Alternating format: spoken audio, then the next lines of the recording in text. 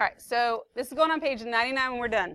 So we have found sides and angles of triangles that aren't right triangles using trig. Now we're going to find the area of triangles when we don't necessarily know the height of the triangle, okay? So the area of the formula of a triangle that you've known and loved forever is what? Good, 1/2 base times height. Like that's something you should totally know, right? And so that's all fine and great, but what if we don't know the height, right? And so here's the height that we would need. Maybe we don't know what that is. In this triangle right here, the sine of C, so here's angle C. Sine is always opposite over hypotenuse, so that would be h over a in this triangle, right? So if the sine of C in this triangle equals h over a, and I want to solve for h, what would h equal? Well, a times the sine of C. Okay, good. A times the sine of C. Okay, everybody good with that? So I can substitute that in for the h in that formula up there, and so then the area for the triangle, when I don't know the height, is 1/2 a times b times the sine of angle C. Okay, and all I did was I just put a first and then b. So that means that what I would have to know, like I don't have to know the height, but I would still, if this is A, this is B, and this is angle C, I still have to have a side angle side situation going on, all right? So either I have a side angle side situation or I have enough information to find that so that I could then find the area. But I don't necessarily have to find the height, okay? Does that make sense to you?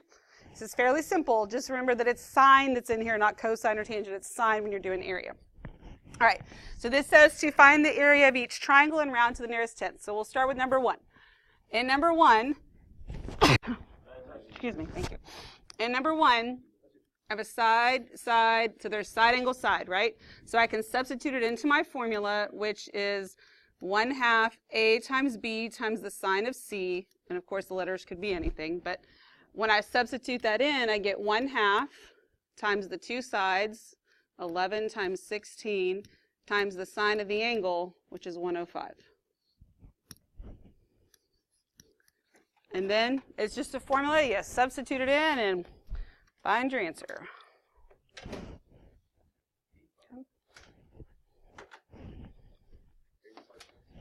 And I don't think I have my, oh, I do have it up here. Good. And it says round to the nearest tenth, so we're going to do what it says, right? And we get 85.0, and that would be feet what? Squared. Good, because it's area. Okay. Is everybody getting that on the calculator? You got to speak up here. Yes, and then you hit the SD key. Yeah. It's because 105, it can give you an exact value for that. All right, we're all good with that? Any questions? All right, so let's look at number 3. That's pretty straightforward when we've got side angle side going on, right? Number 3. So if I don't have it, then I have to use the law of sines or cosines to find those example, or to find what I need. So if I have this side and this angle, right, and I have this angle, I can find this side, right? And call it x, and it would be law of sines. Good.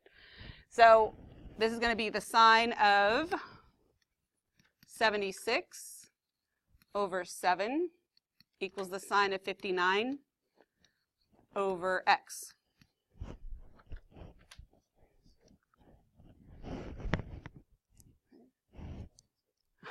I thought he said negative 7. Oh, now you get, okay. So 7 times the sine of 59, you divide by the sine of 76. So then what you get, do you have to take the inverse or anything for it? No, you sure don't, because it is a side length. But what should we do with it?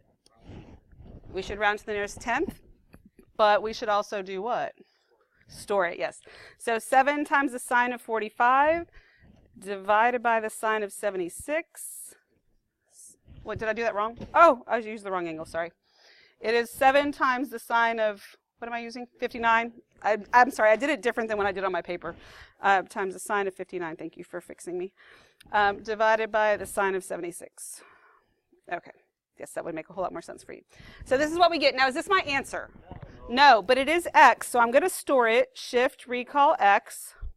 going to store it in x, and then I need to actually use that to find it. Now you can write down that, you know, x equals 6 something, but you're not typing the rounded number back in, right? When we go to do this now, I have this side and I have this side. I have to have a side angle side situation, right? I need this angle. It's 45 because I can find it, right? I can add these two together, subtract from 180. This is 45 degrees. So now I have side angle side so that I can find the area. So the area of the triangle is going to equal 1/2 times 7 times x, and that's what I'm going to hit in my calculator, times the sine of 45. What is the sine of 45? Tell me without touching your calculator. Oh, it's 1 square root of over 2. Square root of 2 over 2. It's pi fourths, right? Square root of 2 over 2. But that's okay. We got to use x in there anyway. You can use your calculator, but it's still something we should do. So when we type all that in, I'm going to use 0.5 instead of 1/2 because it's just easier. Times 7 times recall x times the sine of 45. And that is the number I get. Make sure that that's what you get. And we get that the area of the triangle, it's 15.3. Sorry, okay, 3, and that's millimeters squared. Okay. Easy enough? So you just have to know that you're going to have to apply maybe this law of sines, maybe the law of cosines to get what you need to substitute it in the formula. We good? Any questions? All right. Flip it over. We are going to do number, I think it's number 6. Yeah, let's jump to number 6. Has no angles, right? Now, when you have no angles and you are looking for an angle, the best thing for you to do is find the biggest one, because once you have the largest angle, then you could switch the law of sines if you needed to. We're not solving the triangle, so we wouldn't need to, but still, it's just kind of a good habit. So how do I know which one would be the largest angle? Good, across from 16. Not because it looks that way and not because it's drawn the biggest on the thing, right? But it's because it's long across from the biggest side. So I'll call this x because I'm going to have to store it eventually anyway. Am I going to have to use the law of sines or cosines here? Cosines. And what number goes by itself on the outside? 16, the one across from the angle. Good. So 16 squared equals 14 squared plus 6 squared minus 2 times 14 times 6 times the cosine of x. So I would do 16 squared minus 14 squared minus 6 squared all over negative 2 times 14 times 6. That's the cosine of x. So you can take the cosine inverse of that fraction. I'm going to do mine without doing that at the first, just because that's where some people get stuck. So I'm going to do, what did I just say? 16 squared minus 14 squared minus 6 squared. And then I'm going to divide that by negative 2 times 14 times 6. So I get this. I get negative 1/7. And when you get something like that, you have to remember, you always ask yourself, what is that? That, for me, is the cosine of x. Like if you did cosine inverse before it, then you got the angle, but that's cosine of x. So I have to do the cosine inverse of the answer, and I get 98.21. And I'm going to store that, right? Because that's x. So I'm going to shift, recall, x. So, and then I can write down that x is 98 something, just so that I have an idea of what it is, and I can double check if I've stored it or not. Are we good? Okay. So now I have my angle, and which two sides am I going to use to find my area? 14 and 6. Good. So the area of my triangle is going to be 1/2 times 6 times 14 times the sine of x. So in my calculator, half of 6 is 3, so I'm just going to type in 3 times 14 times the sine of recall x. 41.6. Very good. Please speak up if you're not getting these numbers or if you're not able to store it. Don't wait until it's like days away. Are you getting weird stuff? Or you... Oh. Oh goodness. Okay, so we'll back up to that. Okay. Well, let me write this down before I forget what it is, and then we're going to back up. Okay. And so you all did the same thing, I think. No, but you're not bothering me. This is my job, is to teach you. I can't help you if I don't know what's going on. 41.6. You get bullied by Alex. Well, we can make Alex sit by himself if he's being mean. Okay, so let's go back then. You got it now? Okay. Okay. So let me ask you this. When you typed it in, did you start with cosine inverse, or were you waiting to do that last? I did it last. Okay. I got the answer and I put it so. Okay, so I'm wondering if when you did this, so did you type it in like I did, like 16 squared minus 14 squared? Ooh, not that. Dang it.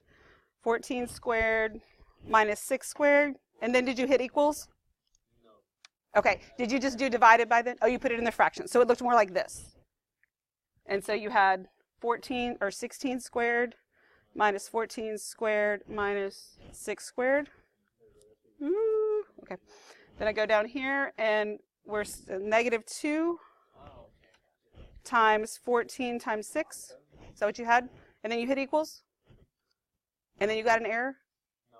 Then you did cosine inverse? Then I did cosine inverse. Okay. Okay. I wondered if maybe you just accidentally hit a wrong button. Did you get it this time? Did you get it this time? Okay.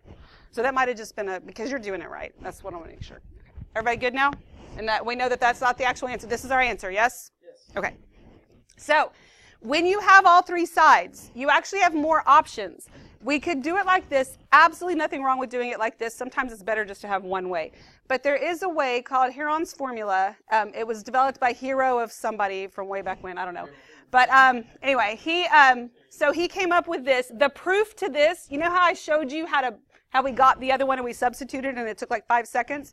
This one would take all class period and a few pages. So I don't want to, I don't really like just saying take my word for it, but basically take my word for it, or you can watch the videos on Khan Academy. They actually do a very good job. There's 2 12-minute videos that take you through the thing. And it's the algebra you can follow. It's not that the work is so crazy bad. It's just a lot of algebra and substituting, and it's pretty interesting actually. But I know I'll just totally lose you, and it's not like you have to recreate it. Just know that nobody just said, poof, this is it, all right? But this is what it looks like. And so there's something that's going to be in here. Well, actually, I'll give you this first. Inside of this formula, we have something called S, this little S. S is equal to 1/2 times A plus B plus C. So if I just take A plus B plus C in a triangle, what does that give me? The perimeter. So this is half of it. What do you call half a circle? It's not a trick question. A semicircle. So this is the semi-perimeter, right? So this is the semi-perimeter. That's why we use that's why it's S for the semi-perimeter. The semi-perimeter of anything is half of the perimeter, and it actually shows up in a lot of obscure formulas. This is just the first time you've seen it. But this is what works for the area of any triangle when you know all 3 sides. Okay? It looks like this. And it kind of looks bad at first, but when you look at what's going on, it's really not that bad at all. Area of the triangle is equal to, it's a big old square root. So we have S times S minus A times S minus B times S minus C. Yeah, well, not side. S is the semi-perimeter, and then A, B, and C are the sides. Well, it is lowercase. I have bad handwriting. Yes. No, I'm glad you pointed. No, it is lowercase. It's a lowercase s. It's just. Is it capital S would be off? It would be what? No, arc length is a lowercase s also. Yeah, bad handwriting. I know. That numbers are usually, unless it's a calculated value like area, that's why A is capital. But I know. All right, so it's really super simple here. First, we have to find the semi-perimeter of number 7. So S is equal to 1/2 times 18 plus 21 plus 19. What does that give you?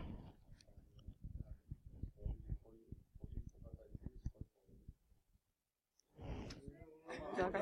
You have a calculator in front of you, I'm just saying. No. If you have the calculator in front of you and you're allowed to use it, then yeah. 29, isn't it? I'm pretty sure it's 29. Yes, it's 29. It's 29. We're not voting here. It's 29, okay? I'm telling you, it's 29. Okay, so now that you have that, yeah, so now area is just the square root of 29 times 29 minus 18 times 29 minus 21 times 29 minus 19.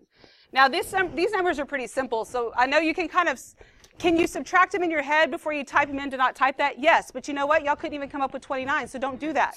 Okay? The simple stuff is where you make stupid mistakes. We all do it, myself included. Okay? So that you don't make some simple subtraction weird thing, just type in everything you see exactly as you see it, and it'll give you the answer. Okay.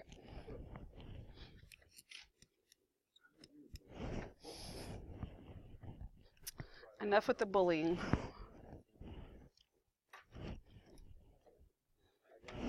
Here, we'll do this. It's about the square root of 29 times 29 minus 18 times 29 minus 19 times 29 minus 18. Oh, that should be 21. Oh, hang on. I just used the wrong one. And you see how I didn't even put multiply between my parentheses? It understands that, like you can, and it's fine. But I literally just did it exactly like it was on my paper, and it's fine. And then, bam, there you go. Bam. So you get 159, dang it, sorry, thank you. 159.7, that's where my 7 was coming from. And this is miles squared. Okay.